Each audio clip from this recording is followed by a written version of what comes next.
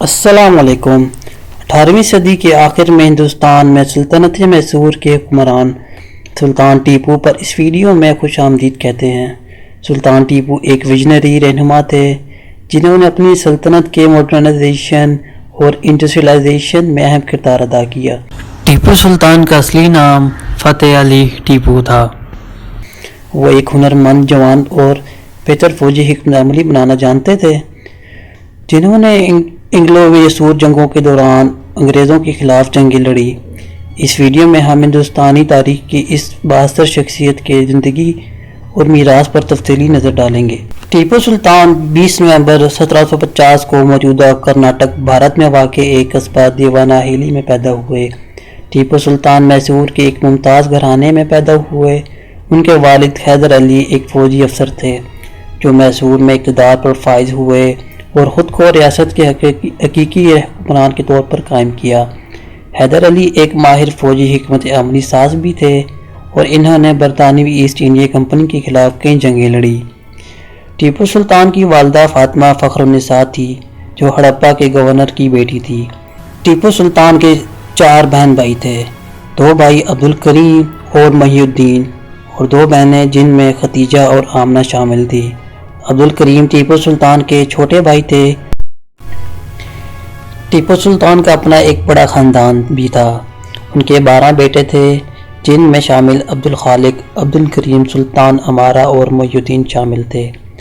ان کی کئی بیٹیاں بھی تھیں لیکن ان کے نام اور ان کے بارے میں تفصیلات اچھی طرح سے دستاویزات نہیں ہیں۔ وہ حیدر علی کا سب سے بڑے بیٹے تھے جو ایک فوجی افسر اور میسور کے حکمران تھے۔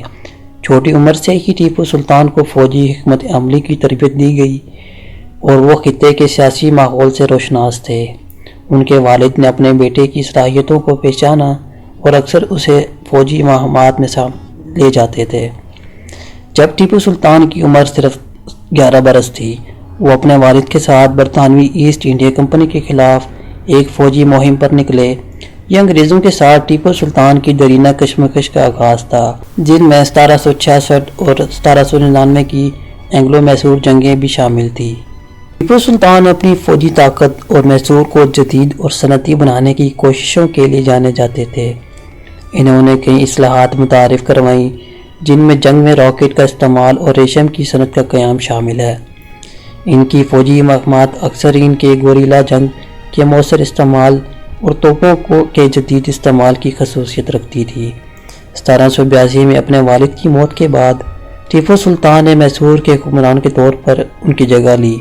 ایک حکمران کے طور پر ٹیپو سلطان ایک ویژنری رہنما تھے جنہوں نے اپنی سلطنت کی ترقی کے لیے تجارت کی اہمیت کو فروغ دیا۔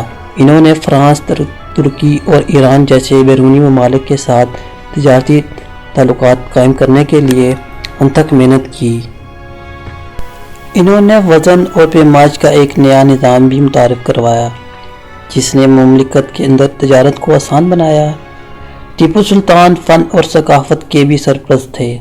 انہوں نے ادب، موسیقی اور پرفارمنگ آرٹس کی ترقی کی حمایت کی اور خود ایک ماہر موسیقار اور شاعر تھے۔ وہ فارسی، عربی اور فرانسیسی سمیت کئی زبانیں بول سکتے تھے۔ اپنی فوجی اور انتظامی کامیابیوں کے باوجود ٹیپو سلطان ہندوستانی تاریخ میں ایک متنازع شخصیت تھے۔ کچھ لوگ انہیں ایک ہیرو کے طور پر دیکھتے ہیں جنہوں نے انگریزوں کے خلاف کئی جنگیں لڑی اور اپنی رعایا کی فلاح و بہبود کو فروغ دیا، جبکہ دوسرے انہیں غیر مسلموں کے ساتھ برتاؤ اور اپنے دشمنوں کے خلاف سخت ہتھ کنڈوں پر تنقید کرتے رہے۔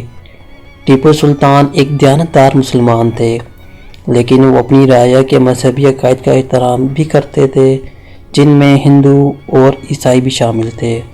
وہ سماجی انصاف کے حامی بھی تھے اور غریبوں اور مظلوموں کی فلاح و بہبود کے لیے کئی اصلاحات متعارف کروائیں۔ ٹیپو سلطان کی انگریزوں کے ساتھ کشمکش ان کے دور حکومت میں جاری رہی۔ برطانیہ کی جانب سے لارڈ کارن والیس نے برطانوی فوج کو لیڈ کیا اور 1792 میں سری رنگا پٹنا کا محاصرہ کر لیا۔ فرانس کے بادشاہ نیپولین بوناپارٹ کا برطانیہ کے خلاف سلطان ٹیپو کے ساتھ اتحاد قائم ہوا اور انہوں نے سلطان کی مدد کو آنے کا وعدہ بھی کیا، مگر وہ مصر میں برطانوی نیوی کی ناکہ بندی اور مصریوں کی گوریلا جنگوں کے باعث سلطان کی مدد کو نہ آ سکے۔ بالآخر انہیں 1799 میں انگریزوں کے ہاتھوں شکست ہوئی اور وہ اپنے دارالحکومت سری لنکا پٹنہ کا دفاع کرتے ہوئے جنگ میں شہید ہوئے۔ ان کی موت نے میسور کی سلطنت کے خاتمے پر مہر لگا دی اور برطانوی ایسٹ انڈیا کمپنی نے پوری سلطنت پر قبضہ کر لیا اور ہندوستان پر قبضے کے درمیان حائل دیوار ہٹ گئی جو کہ سلطان ٹیپو ہی تھے۔ اپنی شکست کے باوجود ٹیپو سلطان کی میراث آج بھی ہندوستان میں زندہ ہے، جنہوں نے ہندوستانیوں کی نسلوں کو متاثر کیا۔ ٹیپو سلطان کی میراث اہل علم اور عوام کے درمیان بحث و مباحثے کا موضوع بنی ہوئی ہے۔ اگرچہ ان کی وراثت پر اب بھی بحث جاری ہے، اس میں کوئی شک نہیں کہ ٹیپو سلطان ہندوستانی تاریخ میں بہت اہمیت کے حامل شخصیت تھے، یہاں تک کہ برطانوی فوج میں اتنا خوف تھا کہ ان کی شہادت کے باوجود کسی سے اتنی ہمت نہ ہو سکی کہ وہ قریب آ کر یہ دیکھیں کہ سلطان زندہ تو نہیں۔ یہی وجہ ہے کہ ان کی لاش 4 روز تک قلعے کے باہر پڑی رہی، جبکہ ٹیپو سلطان کا انگریزوں کے ساتھ رازہ بالآخر ان کی شکست کے باعث ختم ہوا۔ ان کی بہادری اور مزاحمت کا آج بھی ہندوستان میں جشن منایا جاتا ہے۔ ان کی میراث ہندوستان کی آزادی اور خود مختاری کے لیے لڑنے والوں کی ہمت اور استقامت کی یاد دہانی کے طور پر کام کرتی ہے۔